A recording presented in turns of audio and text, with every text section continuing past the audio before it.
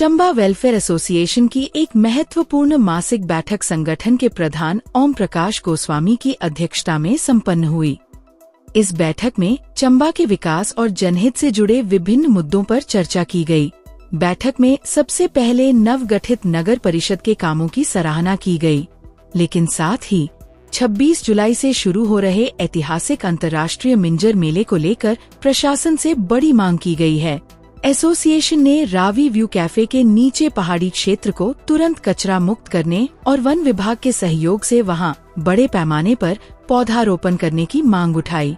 इसके साथ ही मिंजर मेले के ठीक बाद शुरू होने वाली पवित्र मणिमहेश यात्रा को लेकर भी प्रशासन को चेताया गया है।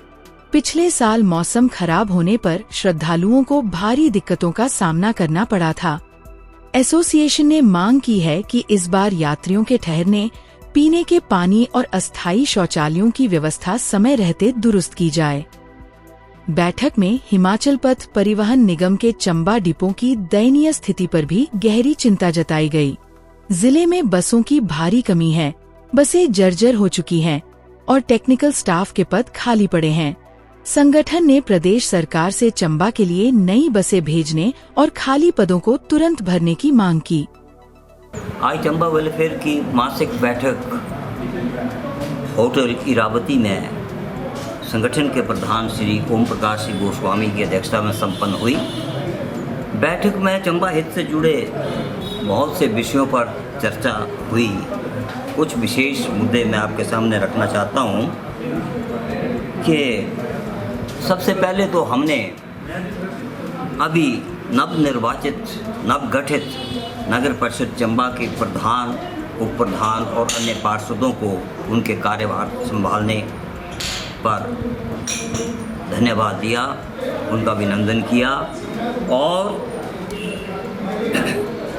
उनके द्वारा हर वार्ड में जाकर के जो त्वरित फैसले लिए जा रहे हैं चंबा सुधार के लिए, उनकी हम प्रशंसा करते हैं और उम्मीद रखते हैं कि आने वाले दिनों में भी वो इसी तरह से सक्रिय रह करके चंबा को खूबसूरत बनाने में अपना सहयोग जारी रखेंगे। अलावा इसके जो मुद्दे वो एक पहला तो ये है कि मिंजर मेले से पूर्व स्वच्छता एवं सौंदर्यीकरण के लिए हमने प्रशासन से गुहार लगाई है। जैसा कि सभी जानते हैं कि 26 जुलाई से ऐतिहासिक पारंपरिक मिंजर मेला जो है वो शुरू होने जा रहा है, तो हम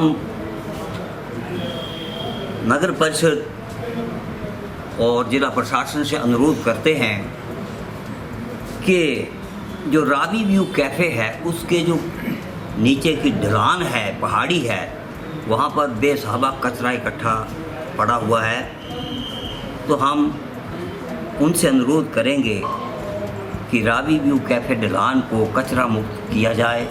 और क्योंकि आजकल वन महोत्सव भी चला हुआ है, तो वन महोत्सव की आड़ में वो वन अधिकारियों की मदद से, वन विभाग के अधिकारियों की मदद से वहाँ पर सफिशिएंट मात्रा में पौधारोपण करें, ताकि व्यापक स्तर पर वहाँ हरा भरा एवं पर्यावरण की दृष्टि से क्षेत्र जो वो अच्छा लगे।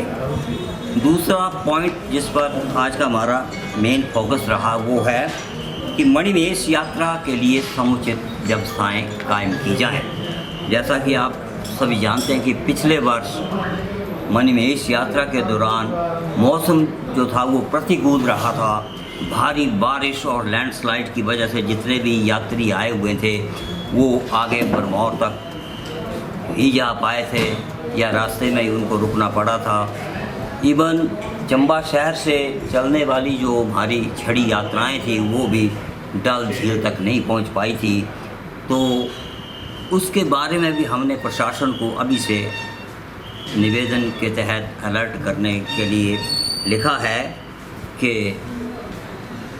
चंबा में जन्माष्टमी जो कि 4 सितंबर को है, उसके बाद से लगातार मणिमहेश यात्रा के लिए सैकड़ों हजारों श्रद्धालु जो आते हैं, तो उनके चंबा पड़ाव में रहने उनके शौचालय और उनको पीने इत्यादि के लिए पानी का जो है वो उचित प्रबंध किया जाए, क्योंकि पिछले साल प्रबंधन जितने भी हमारे ये प्रशासक हैं उनके द्वारा कोई पर्याप्त प्रबंध नहीं किए गए थे। यात्रियों को मजबूर होकर के पानी की बूंद बूंद के लिए भी तरसना पड़ा था।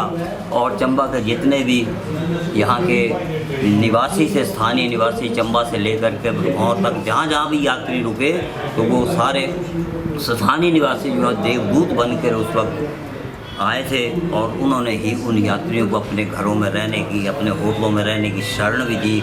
उनके रहने, खाने, पीने, पानी का सब कुछ इंतजाम किया था। तो हम प्रशासन से अनुरोध करेंगे कि समय रहते ही ये सारे जो प्रबंध हैं वो किए जाएं, ताकि यात्रियों को जो है वो कठिनाइयों का सामना ना करना पड़े और चंबा की जो प्रतिष्ठा एवं अतिथि सत्कार की परंपरा है वो भी अक्षुण्य बनी रहे।